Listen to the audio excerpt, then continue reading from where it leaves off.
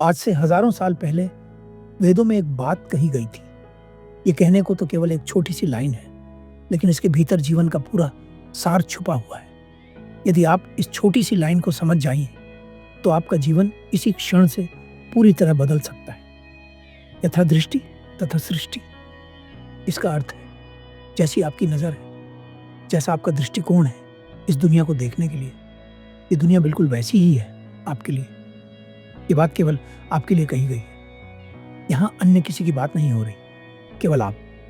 तो जैसा आपका दृष्टिकोण है, ये दुनिया भी बिल्कुल वैसी ही है आपके लिए। इसे समझना कितना सरल है। आपको बस अपना दृष्टिकोण बदलना है। लेकिन यहाँ सबसे बड़ा सवाल ये है कि अपना दृष्टिकोण बदले कैसे। गौतम बुद्ध ने भी इसे सरल शब्दों में समझाया है। तो सवाल उठता है, हम अपनी सोच को कैसे बेहतर बनाएं और अपने दृष्टिकोण को कैसे ठीक करें। सबसे पहले ये जानना आवश्यक है कि जो भी आपकी सोच और दृष्टिकोण है, वो कैसे बना। ये दो चीज़ों के कारण बना। पहला, जो आपने पढ़ा, और दूसरा, जो आपने सुना। इस बात को समझने के बाद आप अपनी सोच को वैसा बना सकते हैं जैसा आप चाहते हैं। जो आपने पढ़ा या सुना है, उस पर ध्यान दें। इसे केवल उस जगह पर लगाएं जो आपके भविष्य को बेहतर बना सके।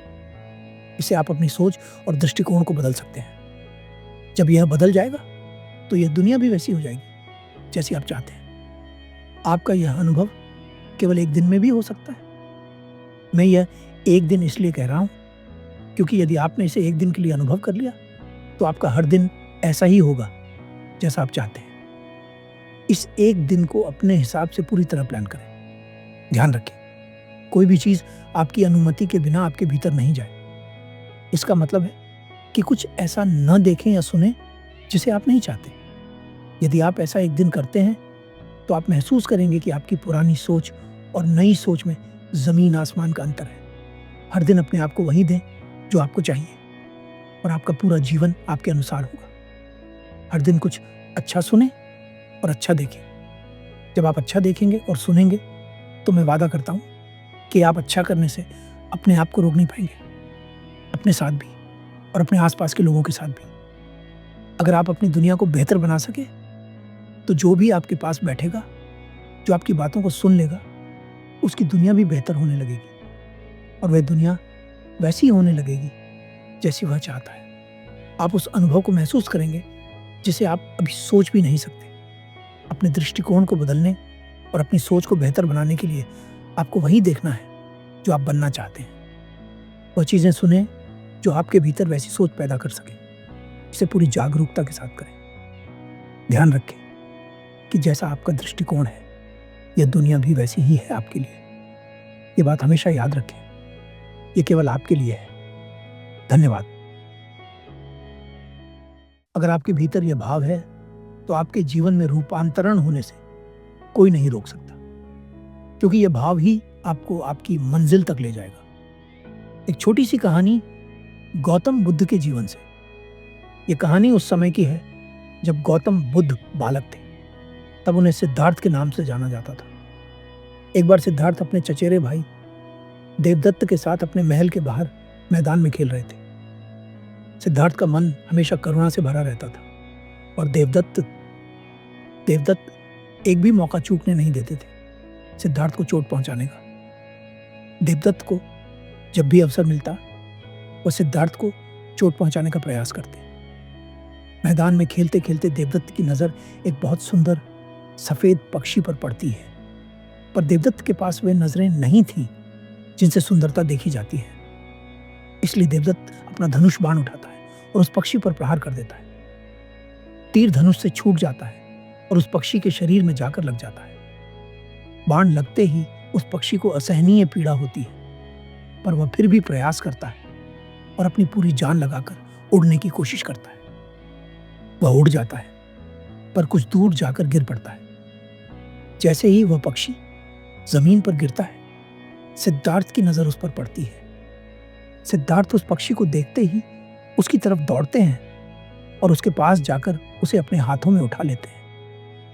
उस पक्षी का खून रुकने का नाम नहीं ले रहा होता, और सिद्धार्थ के आंसू भी बह रहे होते हैं। सिद्धार्थ को उपचार की विधि पता होती है, इसलिए वह जल्दी से उस पक्षी का उपचार करते हैं और पक्षी के शरीर से खून निकलना बंद हो जाता है। इतने में ही वहां सिद्धार्थ कहते हैं, ये पक्षी मेरा है, मैंने इसका आखेट किया है, इसे मुझे दे दो। सिद्धार्थ अपने जेठ देवदत्त से कहते हैं, जेठा, आपने ऐसा क्यों किया? इस मूक ने आपका क्या बिगाड़ा है जो आप इसे पीड़ा दे रहे हैं? देवदत्त सिद्धार्थ से कहते हैं, बेवजह की बातें मत करो, जो कह रहा हूं उसे सुनो। ये मेरा आखेट है और इसे मुझे चुपचाप दे दो। सिद्धार्थ कहते हैं, नहीं, मैं इसे तुम्हें नहीं दूंगा। यदि तुमने इसकी प्राण लेने की कोशिश की है तो मैंने इसकी भी रक्षा की, और अब मैं इसे आगे और कोई पीड़ा ना होने दूंगा।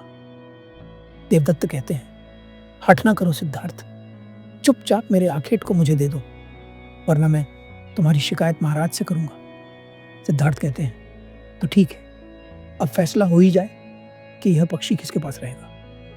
देवदत्त कहते हैं, तो ठीक है, कल राजसभा में यह फैसला होगा कि यह पक्षी किसके पास रहेगा। अगले दिन प्रातः ही सिद्धार्थ और देवदत्त उस पक्षी को लेकर महाराज के सामने उपस्थित हो जाते हैं। महाराज राजा शुद्धोधन देवदत्त से कहते हैं, देवदत्त, तुम बड़े हो, पहले तुम बताओ क्या समस्या है। देवदत्त कहते हैं, महाराज, आप मुझे बताइए, क्या क्षत्रिय का धर्म सिर्फ आखेट करना है? राजा शुद्धोधन कहते हैं, बिल्कुल सही, क्षत्रिय का धर्म है आखेट करना। सिद्धार्थ कहते हैं, महाराज, क्या क्षत्रिय का धर्म नहीं रक्षा करना? राजा शुद्धोधन कहते हैं, क्षत्रिय का धर्म आखेट करना और रक्षा करना दोनों ही है।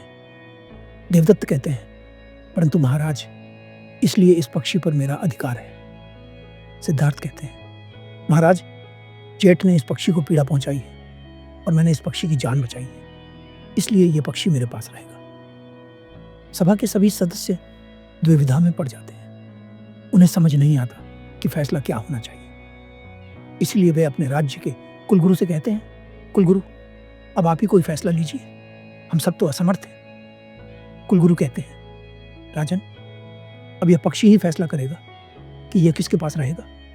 अब इसका स्वास्थ्य भी ठीक है, अब यह चल सकता है। कुलगुरु सिद्धार्थ से उस पक्षी को लेते हैं और सिद्धार्थ और देवदत्त को बराबर कुछ दूरी पर खड़ा कर देते हैं, फिर उस पक्षी को छोड़ देते हैं। वह पक्षी देवदत्त और सिद्धार्थ की तरफ आगे बढ़ने लगता है।